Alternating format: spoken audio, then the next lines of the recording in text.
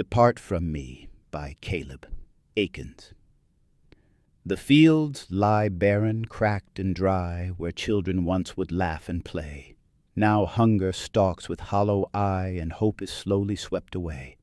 The prayers of millions fall like rain unheard beneath a lifeless dome, for God has left his children here, abandoned, lost, and all alone.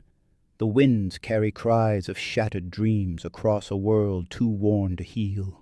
The rivers run with bitter streams, where once was hope, now only steel. The souls, once bright, now fade to dust, beneath a sky devoid of grace, for God has fled this fallen place, forsaking all the human race. The eastern sky was split in flame, the Son of Man with crown and sword, yet none remembered how to name the one their fathers once adored. He walked the ruined city square, his wounds still bright, his eyes still kind, but found no hearts left bent in prayer, no living soul with faith to find. He walked the earth in final light, each step a call, a closing door, but faith had vanished into night, and grace no longer found the poor. The fig tree bore no fruit or leaf, the altar cracked beneath his tread, and so he passed with wordless grief, where once the living knew the dead. He held the keys to death and life, still stained from love's eternal price. But none would come, no end to strife, no soul to claim the sacrifice. The judgment seat stood wide and bare, no books were open, none to blame. And Christ withdrew into the air, his mercy spent, his silence flame.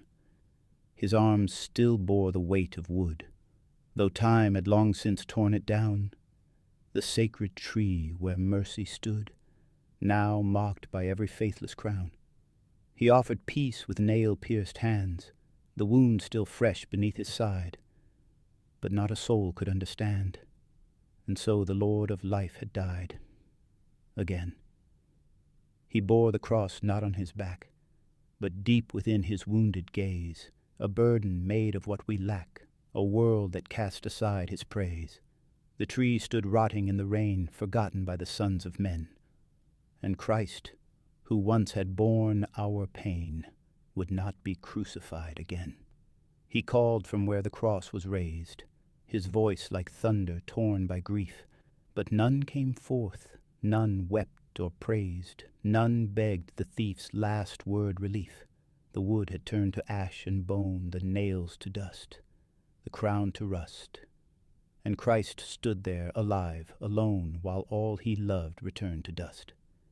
He found the cross beneath a stage, a painted prop, a scripted line, the gospel sold for crowd and wage, the sacred traded for the sign.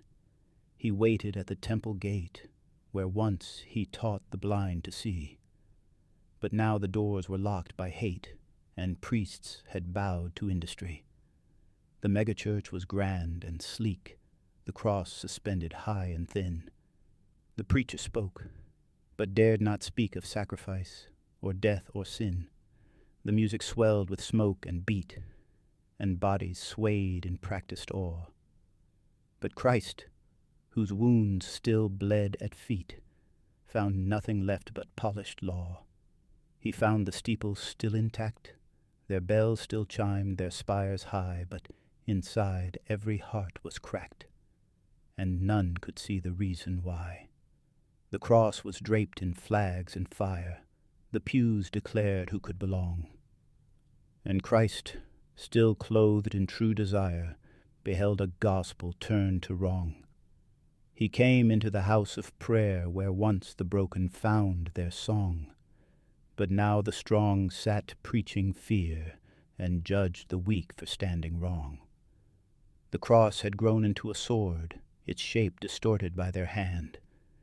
And Christ stood quiet as they roared, unseen, unwelcome in their land. They marked the margins with his word, then built a wall of holy stone, declared who could and could not serve, who could be loved who died alone. The cross was used to draw the line, to cast out those he died to save. And Christ, still pierced by love divine, stood weeping at a sealed grave.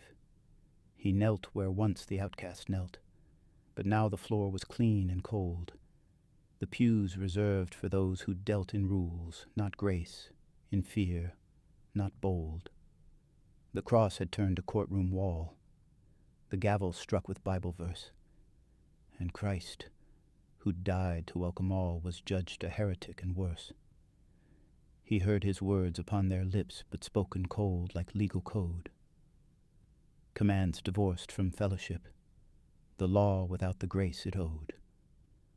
The cross was carved in marble white, too clean to show the blood it knew. And Christ, who bore both wrath and light, wept for the faith they never grew. They taught of sin with pointed hands, their fingers aimed like loaded spears, yet never knelt in desert lands, nor bathed a soul in holy tears. The cross became a line they drew, dividing those they'd cast aside, and Christ, who made all things anew, stood watching, pierced and crucified. He knelt beside a weeping child, but none within the church would turn. Too busy keeping sinners filed, too quick to watch the righteous burn. The cross had grown a gavel's weight, not cradle, branch, or saving tree. And Christ, who bore our every fate, stood cast out with the refugee. We sang of grace with hardened lips, while carving idols in his stead, and held his name with fingertips, but never let it sink or spread. We spoke of him to gain our place, then left him when the lights grew dim. And he, who once had called us his, found none who still belonged to him. We wore the signs but knew no cross, our books of life self-bound, untrue, and Christ beheld with quiet loss no names he could recall or knew. The ledger stood its pages bare, the ink long dry, the seals unbroke, and none could find their names still there, erased beneath the ash and smoke.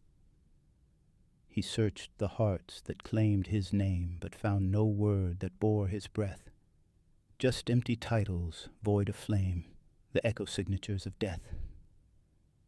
And so the Lamb who once had writ, with blood upon the mercy seat, let fall the book, and none were fit to rise, to follow, or to meet. They built the walls in sacred tones, then carved the pews with party lines, and raised a throne of blood and stone where once had stood the true divine. Their prayers were shaped to fit their cause, their gospel narrowed to their kin. And Christ, who wrote the higher laws, now watched them fold his light within. The stranger came but found no seat. The poor were told to earn their grace. The songs were loud, the silence deep, the cross remade to guard their place. They swore they served the risen Lord, yet crowned their fears with kingdom rights. And Christ, whose arms had never closed, stood weeping through their bannered rites. They called it faith, but wore it thin, dividing Christ to take their stand, each creed a mask, each prayer a win, each pulpit shaped to match the land. And Christ, who died to make us one, who broke the bread with none denied, now watched a church that could not love, split down the seams of righteous pride. No trumpet blew, no curtain tore, no fire consumed the final night. Just Christ, once crowned with thorns before, now fading from the edge of sight. He left no wrath, no final blow, no curse upon the faithless land. Just empty space where love had knelt, and nail prints deep in dust and sand. No star descended through the dark, no whisper stirred the altar air. The pews sat cold, the sermon stark, the faithful gone, the pulpit bare. The cross had slouched into the earth, its meaning lost beneath the stone. And Christ, once traded for our worth, stood fading in the dim unknown. We praised him loud in empty thought and passed the wounded silently. In this we said, we know him not. And now he says, depart from me,